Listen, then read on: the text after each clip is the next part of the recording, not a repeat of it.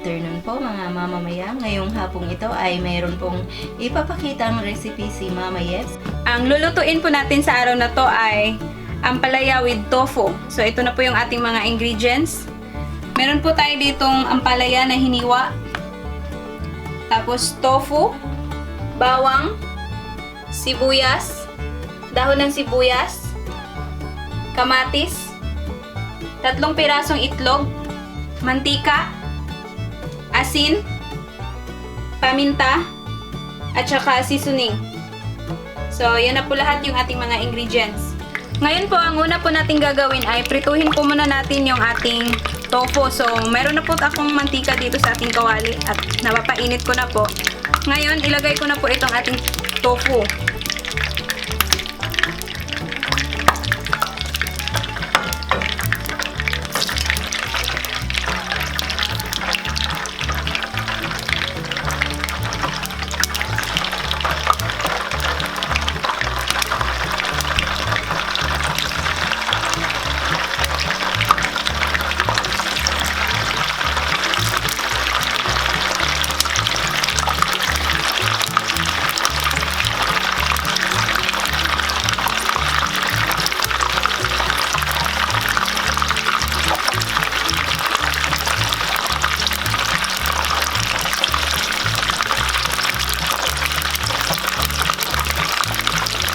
Hihintayin po natin na mag golden brown po yung ating tofu, tsaka natin hahanguin.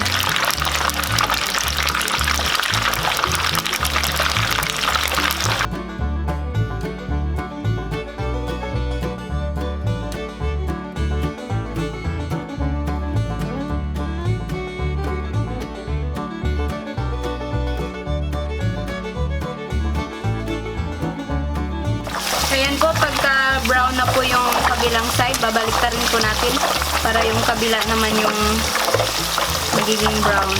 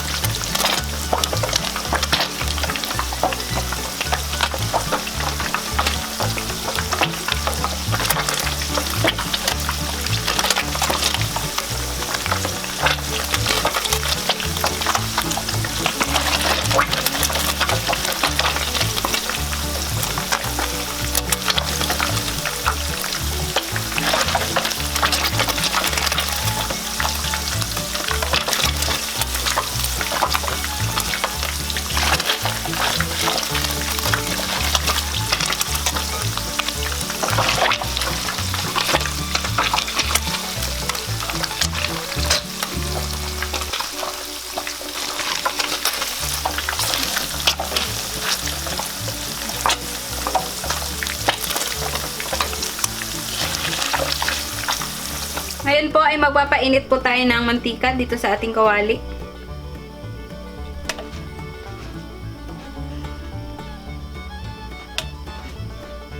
Ngayon ay simulan na po nating igisa yung ating bawang.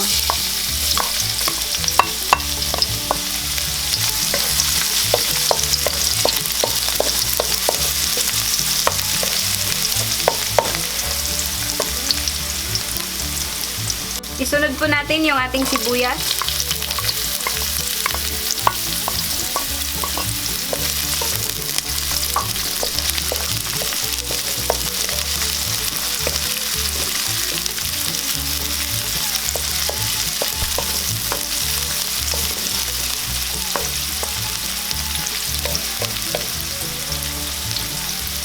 Isunod po natin yung ating kamatis.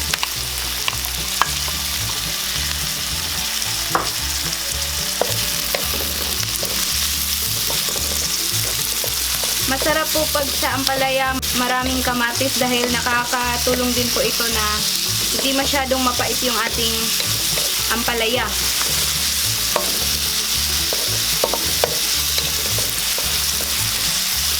Lulutuin lang po natin ng konti yung ating kamatis.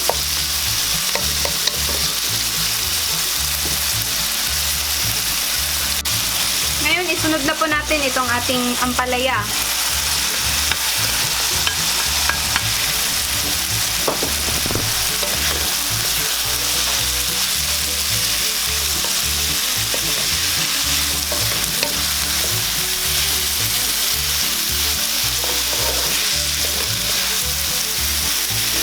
Yung ginawa ko po pala sa ampalaya kanina, pagkatapos kong nahiwa ay binabad ko po muna siya sa asin, tapos piniga ko siya para matanggal yung mapait na lasa, tapos hinugasan ko po siya ng malamig na tubig.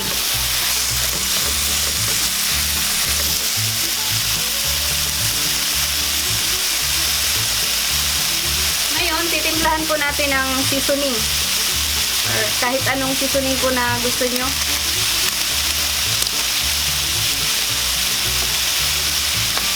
Tapos lagyan natin ng konting paminta.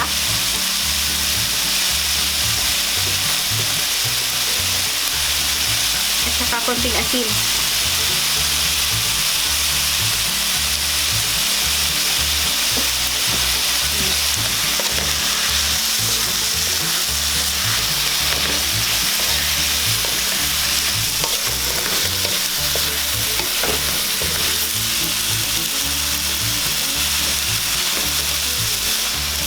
Ngayon, pwede na po nating ilagay itong ating naprito kanina na tofu.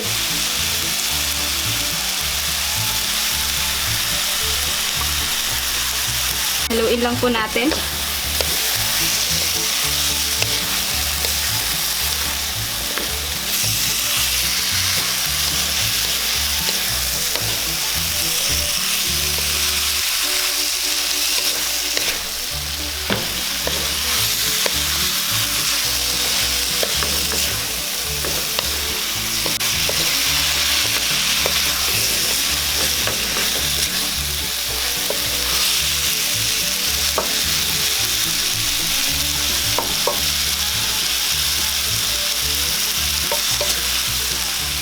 Ngayon po, ilagay ko na po itong ating sibuyas or dahon ng sibuyas.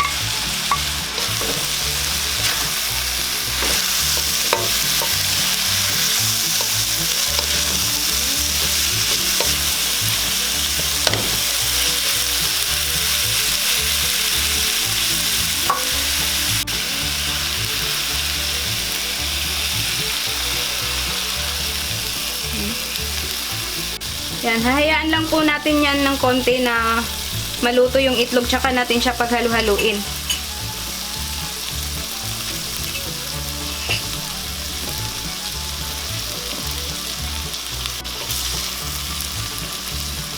Ayan, pwede na po nating haluin.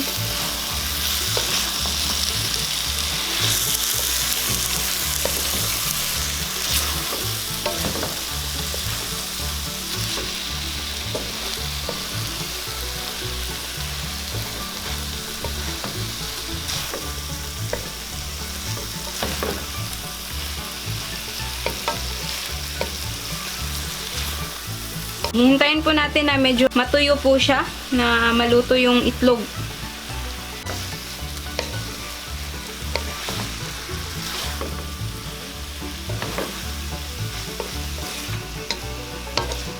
Ready na po ito. Isa-serve na po natin. Kukuha lang po ako ng lalagyan.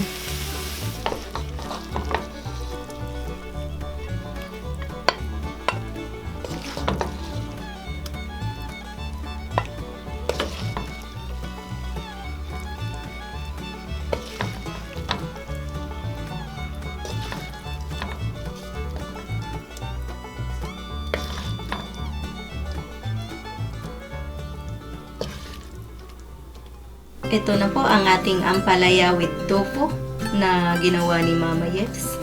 Sana ay subukan nyo ang reseping ito. Sana mag-like, mag-subscribe at mag-share kayo. Maraming salamat po sa panunood. Ito po ang inyong Ate Mayang na nagsasabing mabuhay!